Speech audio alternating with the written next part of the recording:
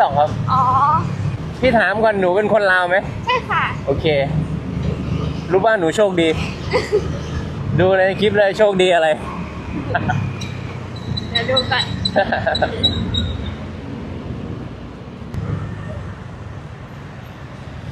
Facebook ส่วนมากพี่จะเล่น Facebook แต่ว่าTikTok พี่ก็ลงเวลาลง TikTok ลง Facebook ก็เหมือนกัน YouTube พี่ก็ลงมีไผเคยได้ขี่อยู่บ่รถมอเตอร์ไซค์คนลาวนั่งฟรีไผได้ขี่แน่แล้วก็คอมเมนต์มาได้คลิปนี้ก็ขออนุญาตพี่มุ้ยเคยลาวบ่าวางจะเอาคลิปวิดีโอนี้มาให้ท่านผู้ชมได้รับชมเบิ่งแล้วก็ชื่นชมพี่เพิ่นหลายๆเนาะที่ว่าน้ำใจมีน้ำใจต่อคนลาวเนาะก็คือคนลาวเนี่ยเพิ่นบ่คิดตังค์พ่อแม่พี่น้องเนาะเพิ่นให้นั่งฟรีอันนี้ก็เป็นความโชคดีของคนลาวพ่อแม่พี่น้องเอาเป็นจังได๋เฮาไปติดตามและรับชมไปพร้อมๆกันพ่อแม่พี่น้อง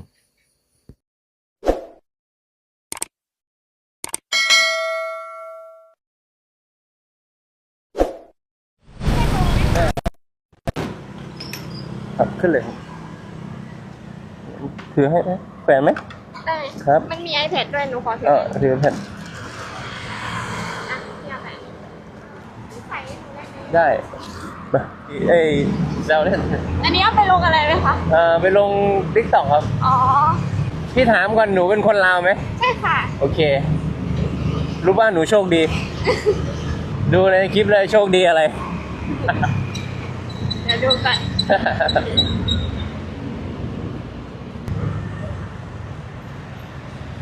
Facebook ส่วนมากพี่จะเล่น Facebook แต่ว่า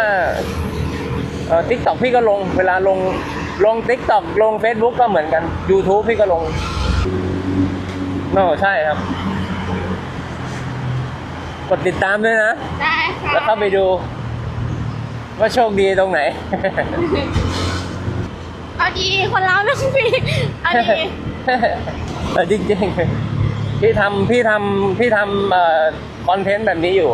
อ๋อใช่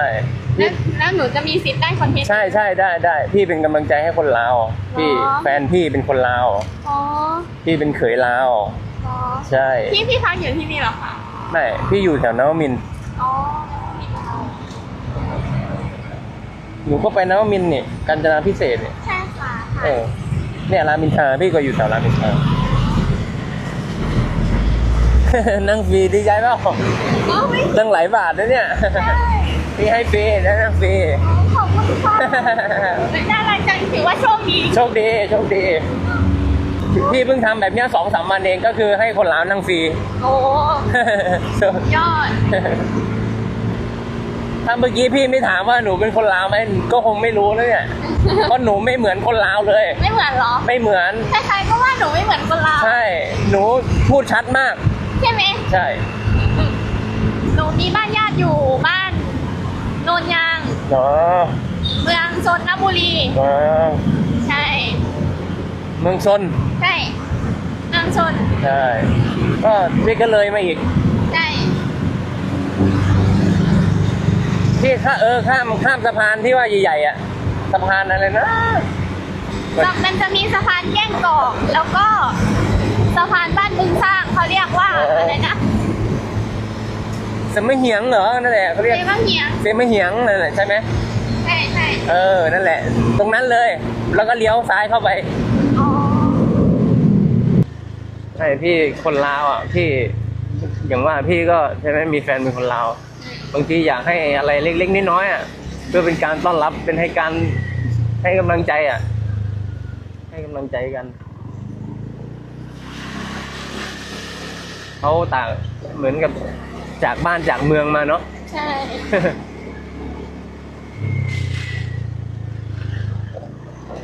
แต่คนลาวไม่มีพิษมีภัยจริงๆเลยไม่เหมือนคนประเทศอื่นค่ะเลี้ยวซอย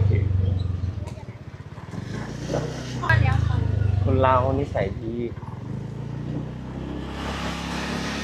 จอดข้างหน้าค่ะ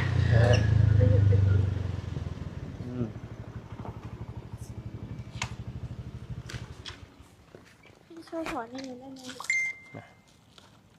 ฟ้าเดียวกัน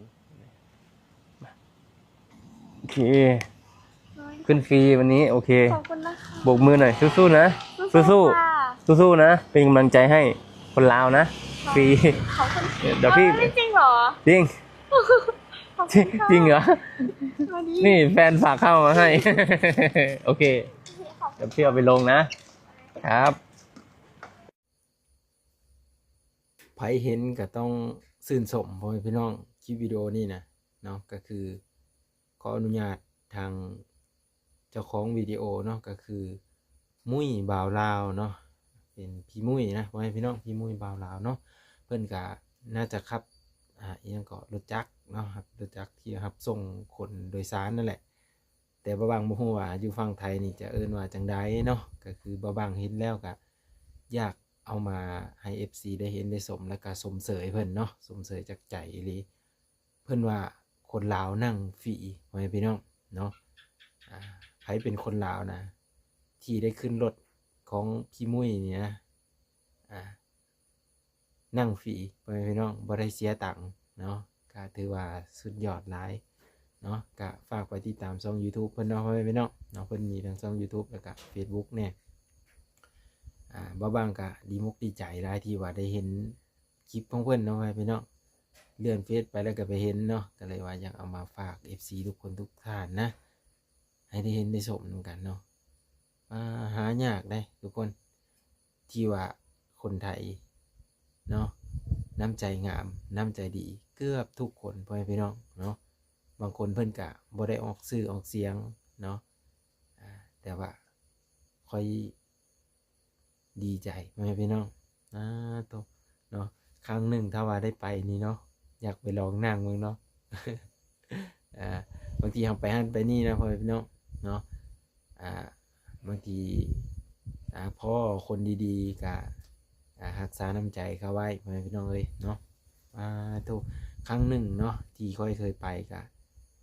ได้เห็นหลายสิ่งหลายอย่างพ่อแม่พี่น้องก็มีแต่คนดีๆเนาะคนน้ำใจงามพ่อแม่พี่น้องถึงว่าอันนี้บ่บางไปเห็นด้วยตัวเองนะก็คือ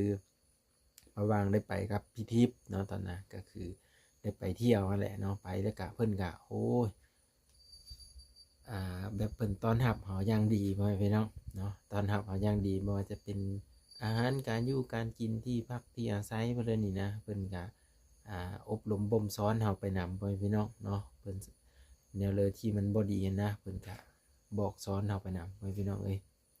เนาะก็สิประมาณนี้บ่บางก็มาเว้าสู่ FC พ่อแม่พี่น้องได้รับชมแล้วก็รู้จักไปพร้อมๆกันพ่อแม่พี่น้องหายากหลายเนาะคนไทยน้ำใจดีพ่อแม่พี่น้องเนาะอยากให้มีแบบนี้หลายๆเนาะบ่ว่าคนลาวคนไทยก็ฮักแพงเส้นเดียวกันพ่อแม่พี่น้องอยู่ลาวนี่ก็มีบ่ก็คือแบบสิเอิ้นว่าแนวใดก็ยังบ่ทันเห็นพ่อแม่พี่น้องที่ว่ารถจักรเนาะเอารถจักรรับส่งคนโดยสารนะยังบ่ทันเห็นแบบแถวตัวเมืองก็ยังบ่ค่อนข้างมีพ่อแม่พี่น้องมาต่อกันพ่อแม่พี่น้องที่หนึ่งนี้เนาะก็คือแถวบ้านเฮาน่ะบ่ค่อยมีเนาะกับเทียบกับตัวเมืองใหญ่กับแถวเขตที่เอิ้นว่าเรือห้างไก่นะยังบ่ทันมีเลยพ่อแม่พี่น้องส่วนหลายก็จะใช้เป็นรถจักรหรือว่ามอเตอร์ไซค์ของไผมันเนาะเข้าไปหันไปนี่ก็ได้แต่ว่าอยู่ในตัวเมืองนี่ก็น่าจะมีแบบรถจะเอิ้นว่ารถอิหยังก็รถก็เอิ้นแก๊ปบ่แม่นเขาจะเอิ้นเป็นรถแท็กซี่อิหยังนี่แหละเนาะอยู่แถวเวียงจันทน์เนี่ยน่าจะมีพ่อแม่พี่น้องจะประมาณนี้เนาะอันนี้ก็บ้างๆก็ฮู้พอคร่าวๆแล้วก็มาเว้าสู่พ่อแม่พี่น้องฟังนะถ้าไผแบบมาเที่ยวอยู่ประเทศลาวก็ใช้เป็นแอปบอกเพิ่นว่ามีแอปพ่อแม่พี่น้องแล้วก็ดาวน์โหลดแอปมาแล้วก็อยากไปเที่ยวหั่นเที่ยวนี่ก็ขึ้นแอปเนาะอันเว้ากันอยู่แอปอันแหละแล้วเขาก็ไปส่งบ่ฮู้ว่าอยู่ประเทศไทยนี่ก็มีคือกันบ่หรือว่าเพิ่นจะใช้เป็นแท็กซี่อย่างเดียวพ่อแม่พี่น้องแต่ว่าแท็กซี่นี่บ่บ้างก็เคยนั่งแท็กซี่ของพี่ฝากฟ้าเนาะพี่ฝากฟ้าเพิ่นพาอันตอนไปเที่ยวบางแสนบอกคือว่า บ่บางก็จำบ่ได้พ่อแม่พี่น้องก็ไปอีสังหลายๆอย่างอยู่เนาะเพิ่นพาไปพ่อแม่พี่น้องพี่พักฟ้าเนาะเพิ่นพาไปใจดีแฮงพ่อแม่พี่น้องเพิ่นก็ขับแท็กซี่ได้แหละอยู่ประเทศไทยนะก็ได้อันนี้ก็คือสุดยอดหลายเนาะมีแบบนั่งฟรีอีกเนาะพ่อแม่พี่น้องก็คือคนลาวนั่งฟรีเนาะเพิ่นก็เป็นเคยลาวบ่คือว่าเนาะพี่มุ้ยนะมุ้ยเคยลาวบ่ประมาณนี้แหละเพิ่นก็เป็นน่าจะเป็นเคยลาวแล้วเพิ่นก็เห็นคนลาวแล้วเพิ่นก็ช่วยเหลือคนลาวประมาณนั้นแหละเนาะก็ดีใจหลายพ่อแม่พี่น้องเอ้ยเนาะ FC ก็เช่นเดียวกันนะที่ว่ารับชมเบิ่งช่อง YouTube ของบ่าวบางนี่เนาะจนว่า70ปลายเปอร์เซ็นต์แล้วพ่อแม่พี่น้องเนาะก็ขอบุญขอบคุณหลายๆเด้อเนาะอันนี้ก็คือบ่าวบางมาขอบุญขอบคุณFC แล้วก็ท่านผู้ชมทุกท่านที่ว่าได้เห็นเนาะได้เห็นคลิปวิดีโอของบ่าวบางออกไปนี่แหละว่าเห็นน้ำใจของคนไทยที่มีต่อคนลาวนะพ่อแม่พี่น้องเนาะช่วงนี้ก็คืออยู่ทางประเทศไทยก็กำลังมีสงครามอีหยังนี่แหละเนาะก็ขอให้สู้ๆเด้อเนาะเป็นกำลังใจให้ทหารแนวหน้าทุกท่านเลยพ่อแม่พี่น้องเนาะแล้วก็ FC ที่รับชมและติดตามเบิ่งคลิปบ่าวบางเนาะถือว่าข้อมูลจะบ่แน่นปานใดก็ขอโทษขออภัย FC หลายๆเนาะก็คือสุดยอดยกโปรให้เลยเนาะก็คือน้ำใจคนไทยคนลาวนั่งฟรีไว้พี่น้องเนาะบ่เสียตังค์จักบาทเนาะก็คือน้ำใจพี่เพิ่นน่ะสุดยอดหลายหายากได้พ่อแม่พี่น้องเนาะหายากหลายก็เห็นหลายๆคนก็มีคือการพ่อแม่พี่น้องเนาะมื้อหน้าเดี๋ยวบ่าวบางจะเอามาให้ FC พ่อแม่พี่น้องได้เบิ่งได้ชมกันเนาะเอาคลิปวิดีโอนี้ก็เป็นจังไดแน่พ่อแม่พี่น้องเนาะได้เห็นวิดีโอแล้วนะเป็นจังไดแน่ก็คอมเมนต์มาได้เนาะคอมเมนต์มาได้ตัวคักหลายดีมุกดีใจหลายพ่อแม่พี่น้องทำอิฐบ่าวบางก็เอ้าแล้วเพิ่นสิเอาเงินมาแต่เสื้อแล้วมาเติมน้ำมันบ่าวบางก็คิดได้แหละบ่าวบางก็เบิ่งไปโดนๆเนาะเพิ่นเพราะว่าเพิ่นมีกล้องติดอยู่ในรถเพิ่นนั่นเด้พ่อแม่พี่น้องเพิ่นก็ถ่ายคลิปแล้วก็โอ้ลมกับคนลาวเนาะคนลาวนำเพิ่นก็ถามไทยไปมาหั่นแหละพ่อแม่พี่น้องส่วนหลายจะเป็นกลางคืนเพราะว่าคนเลิกงานเนาะเลิกงานแล้วก็แบบเพิ่นสิกลับห้องกลับอีหยังนี่นะแล้วก็เรียกเพิ่นแบบนี้นะเอิ้นเพิ่นมาแล้วก็เพิ่นก็รับส่งประมาณนี้เนาะก็บ่ได้เสียเงินพ่อแม่พี่น้องเนาะก็เป็นสาวลาวเนาะสาวลาวที่เฮ็ดทำงานอยู่ประเทศไทยแล้วเพิ่นก็ถามเป็นคนลาวบ่เจ้าโชคดีแล้วเนาะโอ้ดีใจหลายพ่อแม่พี่น้องที่ได้พออายเพิ่นเนาะเพิ่นก็น้ำใจดีเนาะน้ำใจดีน้ำใจงามเห็นคนลาวเพิ่นก็บ่ได้เอาเงินเด้เนาะถ้ามาประเทศลาวก็ไปเห็นเพิ่นก็ไปเที่ยวหันนี่ก็แนะนำสถานที่เที่ยวให้เพิ่นเด้อพ่อแม่พี่น้องเนาะบ่ว่า FC ที่อยู่ต่างประเทศอยู่ไทยก็เช่นเดียวกันเนาะบางทีได้มาเที่ยวประเทศลาวพ่อแม่พี่น้องก็อยากไปเที่ยวหันเที่ยวนี่ก็ช่วยแนะนำสถานที่เที่ยวให้เพิ่นแน่เนาะหลายๆคนที่เพิ่นมาเที่ยวเพิ่นก็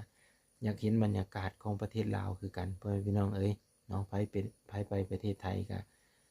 ถ้าได้ขึ้นรถเพิ่นนี่ถือว่าโชคดีเนาะหรือว่ารถพี่ๆหลายๆคนที่ว่าเพิ่นบ่คิดตังค์หรือว่าเพิ่นลดราคาให้เนาะเพิ่นก็คิดเห็นน้ำใจ